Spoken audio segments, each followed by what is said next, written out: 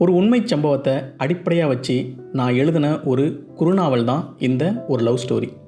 நான் முதல் தடவை ட்ரை பண்ண இந்த குறுநாவல் படிச்சுட்டு நிறைய நண்பர்கள் நல்லா இருக்குது அப்படின்னு பாராட்டியிருந்தாங்க. இது என் பக்கம் சேனல் வியூவர்ஸுக்கும் பிடிக்கும் அப்படிங்கிற நம்பிக்கையில் இதை ஆடியோ ஃபார்மேட்டுக்கு மாற்றியிருக்கேன். கேட்டுட்டு உங்கள் கருத்துக்களை பகிர்ந்துக்குங்க. நீங்கள் முதல் தடவை இந்த யூடியூப் சேனலுக்கு வரீங்கன்னா என்னோடய பேர் இளையராஜா. இது என்னுடைய ஆடியோ பிளாக். இங்கே நான் எழுதுகிற சிறுகதை, தொடர்கதை, பதிவுகள் எல்லாத்தையும் ஆடியோ ஃபார்மேட்டில் ரிலீஸ் பண்ணிகிட்ருக்கேன். உங்களுக்கு இந்த மாதிரி ஆடியோ ஃபார்மேட்டில் ஸ்டோரிஸ் கேட்க பிடிக்கும் அப்படின்னா என்னோடய சேனலுக்கு சப்ஸ்கிரைப் பண்ணிக்கங்க. உங்கள் ஃப்ரெண்ட்ஸ் அண்ட் ஃபேமிலிக்கு ஷேர் பண்ணுங்கள். தேங்க்யூ. ஒரு லவ் ஸ்டோரி பகுதி 1. வினோத்திற்கு நிச்சயமாக தெரியவில்லை. இதனை காதல் என்று அழைப்பதா, அல்லது எதிர்பாலின ஈர்ப்பா, அல்லது க்ரஷ் என்பதா, என்ன பெயர் வைப்பது? ஆனால் ஒன்று மட்டும் அவனுக்கு நிச்சயம் தெரிந்தது. அவளை மிகவும் பிடித்திருந்தது. அதை மட்டும்தான் அவனால் உறுதியாக சொல்ல முடிந்தது. வினோத்தின் அலுவலகத்தில் புதிதாய் சேர்ந்திருந்தாள் அவள். அவளை பார்த்த அந்த முதல் கணம் அவனுக்குள் மீண்டும் மீண்டும் ஓடிக்கொண்டே இருந்தது. பூமழை அவன் மீது பொழியவில்லை. காற்று வந்து அவனது கேசம் களைத்து செல்லவில்லை. அவளைத் தவிர சுற்றியிருப்போர் எல்லாம் மறைந்து போகவில்லை. மொத்தத்தில் சினிமாத்தனம் எதுவும் அங்கே அரங்கேறவில்லை. ஆனால் அவன் மட்டும் தன்னை மறந்து அவளை பார்த்து கொண்டிருந்தான். அவளது பெயர் அறிந்து கொள்ள துடித்தான். எப்போது அவளை மீண்டும் பார்ப்போம் என அப்போதே யோசிக்க தொடங்கிவிட்டான். பார்த்த நொடியே காதல் செய்யும் கதாநாயகனை திரையில் பார்த்தால், இதுவரைக்கும் இவர் அழகான எந்த பொண்ணையும் பார்த்ததே இல்லையாமா என கிண்டலடிப்பான்.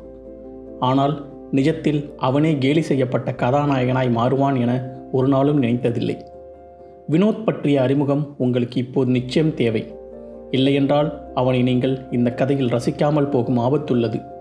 இதோ வினோத் பற்றிய விவரங்கள். பெயர் வினோத். பிறந்த இடம் திருச்சி.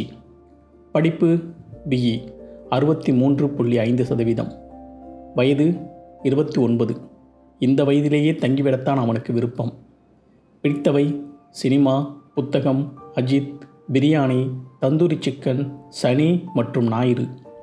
பிடிக்காதவை டயட், உடற்பயிற்சி, அவனை அங்கிள் என அழைக்கும் சிறுவர்கள், அவன் தங்கியிருக்கும் வீட்டு ஓனரின் நாய். வேலை சாஃப்ட்வேர் இன்ஜினியர்.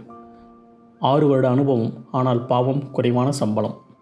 திறமை உண்மையில் அப்படி ஒன்றும் இல்லாத போதும் அவனிடம் கேட்டால் நன்றாக கவிதை எழுதுவேன், பாட்டு பாடுவேன் என்பான். குடும்பம் அதட்டல் செய்யாத அப்பா, அன்பை மட்டுமே கொட்டும் அம்மா, வாடா போடா என திட்டி தீர்த்தாலும் பாசம் காட்டும் தங்கை, இன்னொரு அம்மாவாய் கண்டிப்பு செய்யும் அக்கா. லட்சியம் காதல் திருமணம். லட்சியத்திற்கு தடை காதல் செய்யவே தெரியாத மூளை. வினோத் அவளை பார்ப்பதற்கு முன்பு, மச்சான் ஒரு பொண்ணை பார்த்துட்டு அழகாக இருக்கா அப்படிங்கிறதுக்காக லவ் பண்ணுறதெல்லாம் என்னை பொறுத்த வரைக்கும் லவ்வே இல்லை. முதல்ல பொண்ணும் பையனும் நல்லா பழகணும், ஒருத்தருக்கு ஒருத்தர் நல்லா புரிஞ்சுக்கணும், இவங்க கூட இருந்தால் நம்ம லைஃப் நல்லா இருக்கும் அப்படின்னு 2 பேருக்கும் தோணணும். அதுதான் லவ். வினோத் அவளை பார்த்த பிறகு, இன்னமும் எனக்கு தெரியலை ஏன் அவளை எனக்கு இவ்வளோ பிடிச்சிருக்குன்னு. ஆனால் அவளை பார்த்துட்டே இருக்கணும்னு தோணுது. அவளை பற்றி யோசிச்சுட்டே இருக்கணும்னு தோணுது. அவளுக்கு என்ன மாதிரி ஒரு கேரக்டர் இருக்குன்னு கூட இன்னும் தெரியாது. ஆனால் நான் கல்யாணம் எங்கே வச்சுக்கலாம் அப்படிங்கிற லெவலுக்கு போயிட்டேன். ஒருவேளை நான் மென்டல் ஆகிட்டேனா? வினோத்திற்கு காதல் அனுபவமே இல்லை என சொல்லிவிட முடியாது. உண்டு, ஆனால் அதற்கும் இந்த கதைக்கும் சம்பந்தம் இல்லை. மேலும் அதை பற்றி இங்கே பேசினால் வினோத் கோபித்து கொள்ளக்கூடும். அதனால் விட்டுவிடுவோம். இத்தனை வருடங்கள் ஏன் காதலிக்காமல் இருந்தாய் என கேட்டால் அவன் சொல்லும் விளக்கம் என்ன தெரியுமா? ஒரு பொண்ணு பின்னாடி லோன்னு அலைஞ்சி அவள் போகிற இடத்துக்கெல்லாம் வேலையை விட்டுட்டு போய் நிற்கிறது அசிங்கம். பரவாயில்ல, இவளுக்காக எந்த அசிங்கத்தையும் தாங்க நான் ரெடியாக இருக்கேன் அப்படின்னு ஒரு பொண்ணை பார்க்கும்போது தோணணும். அப்படி எனக்கு தோணுனா கண்டிப்பாக போய் நிற்பேன். இது வரைக்கும் என் தன்மானத்தை விட்டு கொடுத்துட்டு அப்படி போய் நிற்கணும்னு எந்த பொண்ணை பார்க்கும்போதும் தோணலை. அதுதான் இன்னும் நான் சிங்கிள். அவனது காதல் என்றால் என்ன தெரியுமா என்பதன் விளக்கமும் தன்மான உணர்ச்சியும் அவள் முன்னே செல்லா காசுகளாக போயிருந்தன. அந்த பொண்ணு பேர் என்ன என கேட்டான் வினோத்தின் அரைத்தோழன் மகேஷ். ரேகா. எந்த ஊர்? சென்னை தான். சொந்த ஊரே சென்னை தானா? ஆமாம். அப்போ கஷ்டம், பேசாமல் வேறு வேலையை பாரு. ஏண்டா? அவங்க எக்ஸ்பெக்டேஷன் எல்லாம் வேறு லெவலில் இருக்குண்டா மச்சி. எல்லா ஒரு பொண்ணுங்களுக்கும் அவங்கள உண்மையாக விரும்புகிற, அன்பாக பார்த்துக்கிற, எந்த கெட்ட பழக்கமும் இல்லாத பையன் வேணும் அப்படிங்கிறது தாண்டா விருப்பமாக இருக்கும். மயிறு, இந்த தமிழ்நாட்டில் நீ மட்டும்தான் அப்படி இருக்கியா? அப்படி இருக்கிறதுல நான் மட்டும் தானே அவளை லவ் பண்ணுறேன். நான் சொல்லிட்டேன், அப்புறம் உன் இஷ்டம், பின்னாடி கஷ்டப்படாத. மகேஷ் சொன்னது ஒருபுறம் அவனது நம்பிக்கையை சிதைத்தது. அதனால் உடன் பணிபுரியும் நண்பர்களின் ஆலோசனை கேட்டான். டேய், முதல்ல அந்த பொண்ணுக்கிட்ட நல்லா ஃப்ரெண்ட்லியாக பேசு என்றான் குரு. இப்படி பரட்ட தலையாக இருக்காத, பொண்ணுங்களுக்கு பிடிக்காது. மீசை மெல்லிசாக இருக்கும் உனக்கு, நல்லா மொத்தமாக இருந்தால் தான் பொண்ணுங்களுக்கு பிடிக்கும். அதனால் பென்சிலில் கோடு போடு என்றான் மதன். என்னது பென்சிலில் கோடா? என்னடா கைப்புள்ள வடிவேல் ரேஞ்சுக்கு சொல்கிற? டேய், நிஜமாக தான்டா, நிறைய பொண்ணுங்களே இதை சொல்லியிருக்காங்க, அதான் சொன்னேன், கேட்காட்டி போ. மச்சி, இப்படி தொப்பையும் தொந்தியுமா இருக்காத, நல்லா ஃபிட்டாக இருக்கிற பசங்களை தான் பொண்ணுங்க விரும்புவாங்க என்றான் குணா. மொத்தமும் வினோத்தின் மண்டையை குழப்பின. அடுத்த நாள் முதல் உடல் எடையை கூட்டும் நொறுக்கி தீனிகளையும் நூடுல்ஸ், புரோட்டா, ஃப்ரைட் ரைஸ் போன்ற உணவுகளையும் தவிர்த்தான். தினமும் காலை 3 கிலோமீட்டர் ஓட்டம், உடற்பயிற்சி செய்தான். கேரட், மாதுளை, கீரை போன்றவற்றை விரும்பி சாப்பிட்டான். இதுவரை அவனுக்காக கவிதைகள் எழுதிடாத அவன் முதன்முறையாக அவள் குறித்து அவனுக்கு தோன்றும் அனைத்தையும் தினமும் கவிதைகளாக எழுதி வைத்தான். இத்தனை செய்தும் வேறொரு டீமில் இருக்கும் ரேகாவிடம் எப்படி பேச்சினை தொடங்குவது என்பது மட்டும் அவனுக்கு தெரியவில்லை. ஒரு முறை கேன்டீன் செல்லும் வழியில் ஃபோனில் பேசுவதைப் போல் நடித்துக்கொண்டே அவளுக்காக காத்திருந்தான் வினோத். பட்டிக்காட்டான் மிட்டாய் கடையை பார்ப்பது போல் என்றொரு பழமொழி உண்டு.